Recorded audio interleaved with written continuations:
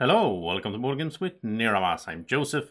Draco's here. We are checking out Clash of Cultures, the Monumental edition from WizKids and sponsored by Game Maniacs. Our main sponsor, GameManiacs.se, is where you want to go to get your games. Okay, so here we go. Rulebook, first of all. Now, I have played Clash of Cultures back in the days as the first edition, sort of. This is the re-implementation, a new edition that came out this year. And I'm very excited to play this one here. I did enjoy the old one, but this new one also has some pretty cool. It's like an expansion that is mixed in, and it has some cool stuff. So, lots of punching how to do. Now, these are player boards, and this is really cool. We're just gonna punch these basically. I'm not gonna do it all on camera, but what you do is you have like sort of double layered while you use the actual surface that you're playing on as the other layer, and then you can put cubes in here to indicate which technologies you have advanced into and discovered. And that's the meat of the game. This game is all focused around these technologies, so it's a civilization game, but it focuses more on this than sort of on the map and the fighting and all that, which I do enjoy. It's more of a Euro-ish style game in that sense.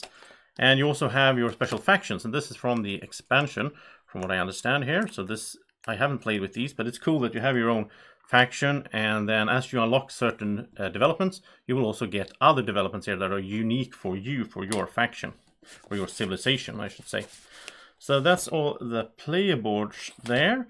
Then we have these, these are player aids, and wow, cardboard, nice thick cardboard player aids. I love that. No flimsy things here.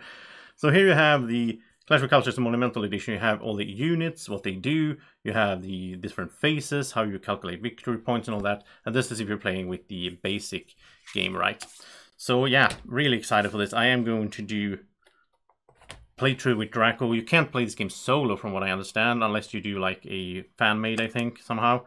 But I will play this with Draco and do a full playthrough here later on this week as well. And some nice tokens here for happy and angry cities. And then we have the map tiles, which also look great, I think. I think this is how you're supposed to do map tiles in a game. They look great, and I like the shapes. They are gonna sort of click a little bit into each other. So hopefully they don't move around too much on the table, right, as you play. And here we have some water tiles, and there's a bunch of different terrain. Really nice. I really like this one here. The look of the water. Let's see, is this double? Yeah. The look of water here coming in, and the beach, and yeah, looks really good, I think. So there we go, a bunch of map tiles, and here we have some tokens. I think these are culture. I have, checked out this game quite a bit, or this version of the game quite a bit, because I am excited since I played the old one and enjoyed it. And round track there. And look at this, here we get into all of the minis. So this game has a bunch of them. And let's see, this is good that they have the little cutouts for your fingers, like that. And the 4 player colors, let's see, is this, yeah, there's some tape here. Okay, so here we go. Now we can lift this off. And yeah, lots of different units. So here's the little soldier, like your standard military unit. Looks fairly detailed with the shield there and its armor, and I guess you could paint these, but then you want to keep the, like, I would like to keep him red in some ways because he's the red soldier. I don't know, I don't think I will paint this game, to be honest. Here we have some monuments and stuff. Now, this is really cool in this game. I'm going to show you real quick here. I really like this in this game. So when you build a city, like a little outpost like that, and you build buildings, you attach them like this, surrounding your buildings. You can have 4 different buildings. So if you play, you can just look over the table and see what all the players are. So you built a monolith or whatever it's called, and a temple, I think it is. That's so cool. I really like this little tactile feeling of having actual pieces like that. And here's a elephant, and yeah, looks pretty good as well. The old game, the first edition, the plastic in that wasn't that great. But yeah, and here we have the leader. So this is a leader figure. And again, yeah, maybe I should, maybe I could wash these or something. I don't know. I don't know. Here's some tower. And I guess everyone has the same right here. Support in the different player colors. But I really like the look of them. And here's the barbarians, the gray pieces. So the barbarians also have elephants. And isn't there also some kind of horseman that I don't see right now? Where are they? Soldiers, and cities, and I don't see any horsemen. I don't know where they are. I think they're supposed to be cavalry as well, right? There's also pirate ships from the expansion. Oh, I actually like the sails. Have a little texture to them. It looks nice. Okay, so this is cool. And then, oh, here we go. Here's the cavalry. They come in a separate bag for some reason. And if I can open it up, we have... Oh, okay. So they have a bit of an issue. Here's the yellow horseman with the spear. It's very weird. I think you can use like hot water and try to bend these into the right positions.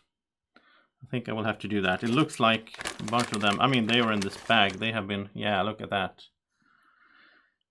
That's not great. Why aren't they in some kind of protective place like the other? I don't know.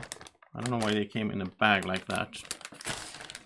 Okay, so from what I understand, this is 12-sided dice that have the same number appearing twice, but it also has different symbols. So if I roll this 5 and I have a cavalry, then I can sort of activate the clash effect of the cavalry or the infantry, whatever, and get extra damage or extra effects out of that. And then we have cubes in player colors. Nothing special there, but it looks nice. That's how you keep track of your advancements and everything. And this is really cool. This is new for the Monumental edition, where you have these actual monuments and they look good. There's a little lighthouse, a pyramid like that. It almost looks a little washed, or yeah, looks really nice. So again, you can attach these to your cities if you build them next to your cities. The Colosseum, what is that, Taj Mahal or something, right? And the statue, and the Great Wall, I think. Like classic wonders of the old world, right? Or ancient world. And yeah, they look really nice. They look washed. It's like they're, yeah, wow, nice. Okay, so that's that. Then we have cards. So let's take a look at the cards. So we have some event cards, and they have, let's see, that's not event cards. That is a few of them, and here's more. Okay, so basically this is how the barbarians will move around. They will spawn. Then there will be different kinds of effect. You can have a fine year where nothing really, well, it's only positive things. Sometimes it's bad things, but it's a mix, I think. So every 3 advancements, technologies you discover, then you will have to draw an event card. So let's see how we will like that in the game. We have the action cards you can get, and they are pretty cool because they are like everything is 2-sided, so you can use it as a tactic during fighting, or you can use it for the top part to get different kinds of benefits, right? And here we have wonders. So this is those wonders that I showed you, so like the Great Arena and so on. And the Great Mausoleum, the pyramids, and here if you build this is the cost of it and what you get as a benefit, and you also get some points for it. So this game is a bit more Euro than some other Civilization games. This is like gathering points for the end of the game, right? And these are objectives. So I think you start the game with objectives. I think you can get them as you go as well. And then again, 2-sided, so you can like either complete some kind of military thing or the more like non-fighting thing up here. And in any case, you get 2 points for every objective you complete. And then we have some cards for the leaders. Okay, so a bunch of these.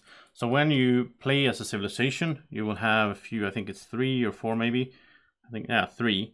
So like the Aztec leaders here. And you can have one of them in play at the same time using that little figure.